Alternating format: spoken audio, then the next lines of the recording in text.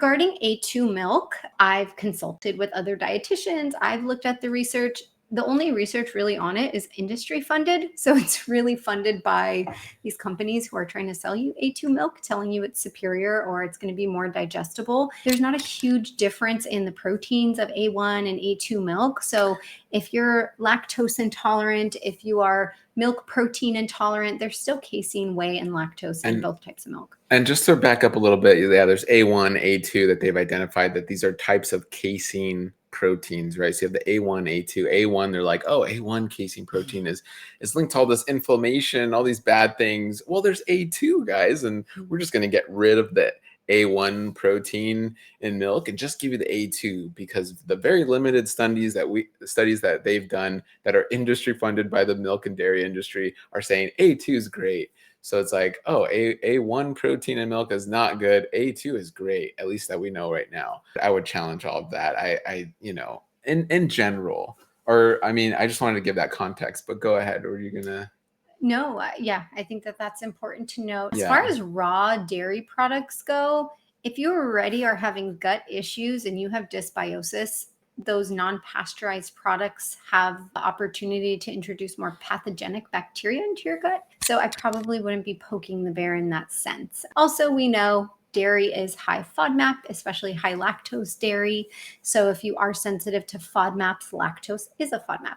Also, dairy is high histamine. It can be high in salicylates. So I'm not a huge dairy fan.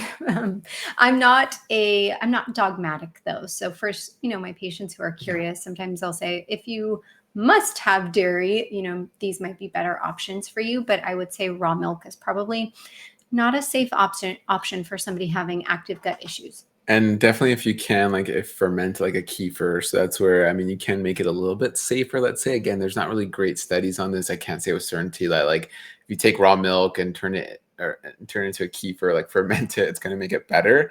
I don't know, could. I mean, people have been drinking raw milk for quite a long time. It's not like massive amounts of people in the population have died, but again, we're not the healthiest either, right? We have a massive chronic disease and we do consume a lot of dairy, however it is pasteurized.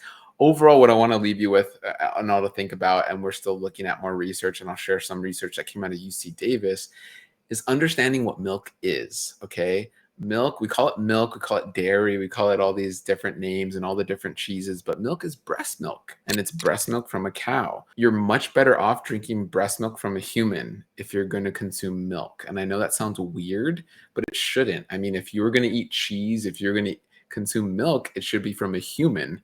There are some very special things in human breast milk, just like there are in bovine breast milk. However, they're very much geared towards human babies or the species, right, where the milk is coming from. So bovine breast milk is great for a bovine calf. And because you're getting a transfer of hormones, you're getting a transfer of the mother's microbiome, you're getting a transfer of all these other great things, human milk oligosaccharides and all these other great things in milk, but it's for that growing baby. If you're not a growing calf, there is a lot of evidence coming out that's going, oh, milk is very interesting. Milk is being associated with some very detrimental diseases that we're seeing, including cancer. Again, not really definitive, but we're going in that route, and there's a lot of pushback from industry. One very interesting study that this is very much what I'm interested in is the environmental aspects and going, we're finding a lot of chemicals in human breast milk. Are we also finding that in animal breast milk where the water isn't filtered?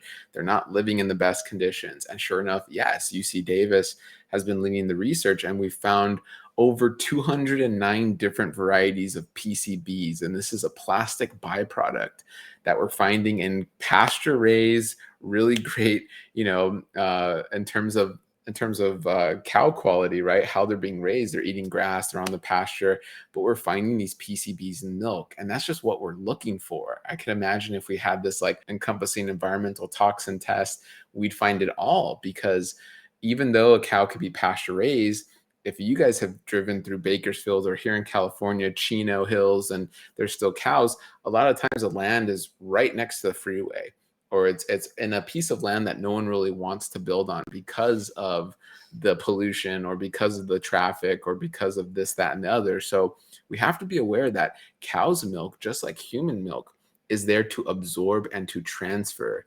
Now, what you're going to absorb and transfer is totally up to how that cow's being raised.